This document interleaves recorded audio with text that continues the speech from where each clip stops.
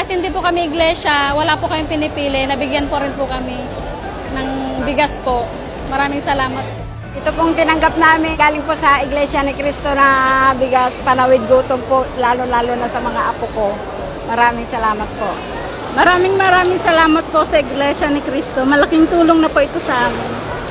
Bilang may kapansanan po, malaking tulong na po ito galing sa Iglesia ni Cristo. Kaya maraming salamat po kay kapatid na Eduardo B. Manalo. Mga ngiti, kasiyahan, ang nakita sa mga kababayan nating taga-Tarlac nang sila'y matulungan ng Iglesia ni Cristo, kahayagang naibsan kahit sandali ang hirap na kanilang nararanasan.